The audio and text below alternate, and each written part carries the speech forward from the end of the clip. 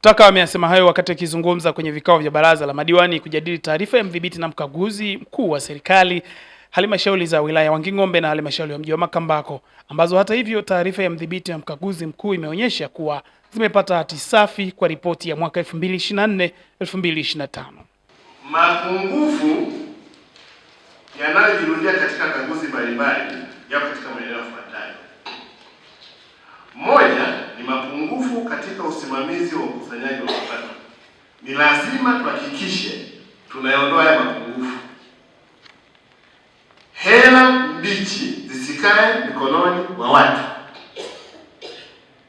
Mifumo yetu ya ukusanyaji wa mapato, matumizi ya mashine za kielektroniki POS yatumike vizuri. Mkusanye hela yenu vizuri, kwa sababu ninyi mmeshaona faida ya makusanyo yenu. Yote ambayo umetuagiza tunayafanyia kazi na msichoke kutushauri. Lengo letu ni kwamba halmashauri ya Wanging'ombe iweze kuwa ni kitovu cha mafunzo ya namna bora ya utawala katika mkoa wetu wa Njombe, na ikiwezekana katika Tanzania nzima watu wajifunze, waone tumefanikiwa kwa njia gani. Kwa ushirikiano tulionao, ndio maana kusoma taarifa amesema tumekuwa tunapokea hati safi kwa muda mrefu, ni kwa sababu tumekuwa na ushirikiano mzuri.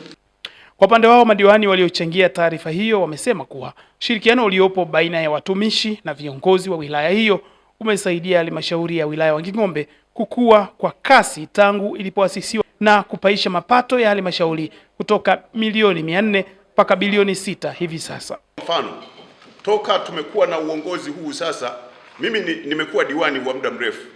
Tulianza mapato kwa shilingi milioni 400 na baadaye tukaenda milioni 700 sijui na kidogo. Baadaye tulikwenda mwishoni hapa tumefika bilioni 2 na kidogo.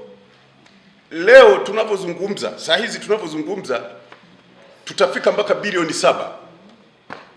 Sasa ukienda kwenye hoja ya ukusanyaji wa mapato, maana yake tulitakiwa tupate hati safi sana. Naye mkuu wa wilaya ya Wanging'ombe Zakaria Mwansasu amesema wananchi wa wilaya hiyo ambao ni wazalishaji wakubwa wa zao la mahindi kwa sasa wanakabiliwa na changamoto ya bei, na kwamba serikali inafanya jitihada za kuwaunganisha na wafanyabiashara ili kutatua changamoto hiyo. Kwa sasa kuhakikishia kwamba wananchi wanayo mahindi na alizeti ya kutosha, lakini tunachopambana nacho ambayo kidogo ni changamoto ambayo sasa inaleta malalamiko kidogo kwa wananchi ni bei ya mahindi, ambayo katika baadhi ya maeneo.